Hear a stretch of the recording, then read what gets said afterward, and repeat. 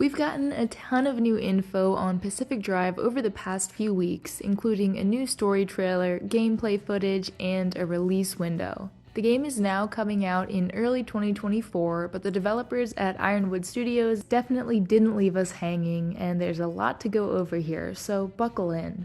For anyone unfamiliar with Pacific Drive, it's a run-based survival driving game where you can upgrade your station wagon, fend off strange anomalies, and discover the mysteries of the Olympic exclusion zone. Back in June, I had the chance to interview the studio's founder and creative director, and he shared a lot of cool insight into the game's different systems and inspirations. But today, I'm focusing on the story and all the other new bits and details I've picked out from this preview footage. There are voices on the radio, and they're all telling you the same thing. You need to find a way out of the zone. So it turns out that our character is what's known as a breacher, someone who comes from outside, and I guess is trying to figure out what's going on and how to stop it. We'll be talking to different people through our car's radio. Some of them want to help us, and others stop us. And one person wishes they could erase their own memories because they witnessed something absolutely terrible. The zone was formerly home to the scientific experiments of the ARDA organization, who obviously left things in an interesting state.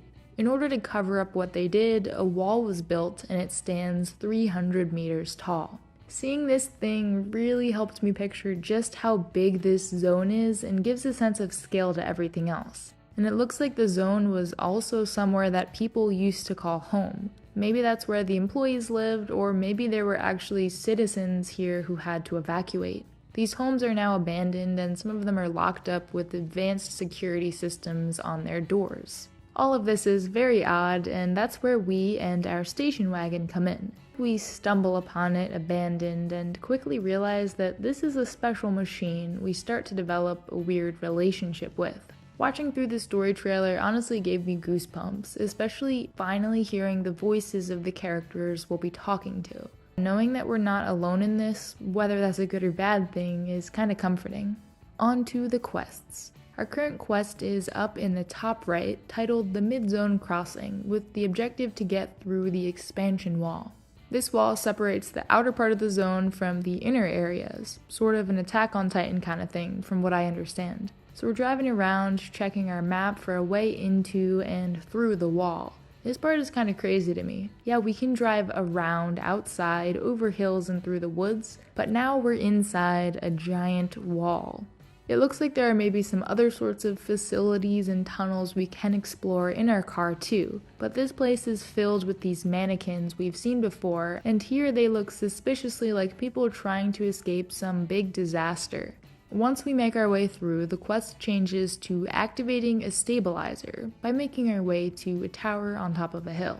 Doing this generates some kind of force field and creates this very eerie red glow in the sky. This is the shit hits the fan moment as we race towards this glowing gateway which warps us back to our shop. And then the cycle repeats. Upgrade your car, go out and search for supplies, and find a way to the center of this mystery. One big thing you may have noticed that I haven't touched on yet is the UI. I love it, and was completely surprised when I first saw it. I don't know what I expected it to look like, but it perfectly hits that blend of analog and digital that I think the devs were going for. It evokes this feeling that I can't quite put into words, but one that absolutely meshes perfectly with the tech in our garage and our station wagon. So there are a few different menu tabs that were revealed, like this grid-based inventory. We have what's in our hand and our pack, and I'm guessing the trunk has a separate container layout like this. Then there's the recipe book, which lists different tools and the blueprints needed for crafting them. Different places in the zone will have different resources, so if there's a specific item we need or want, we might have to venture out to some of the more dangerous areas. And then the last one I was able to find is the Drive Progress tab, which contains a route analysis. Which types of hazards you'll face, the status of your vehicle, and a bunch of other stuff I don't yet understand. And this whole map is actually a real thing that you can look at on your garage wall. I think this will really get you into that mindset of laying out maps to plan your road trip, or even those detective boards that they use to gather evidence. Now this map is very different from what's in our passenger seat. That one shows differences in elevation much more clearly, along with some different buildings and landmarks. And, it looks really cool.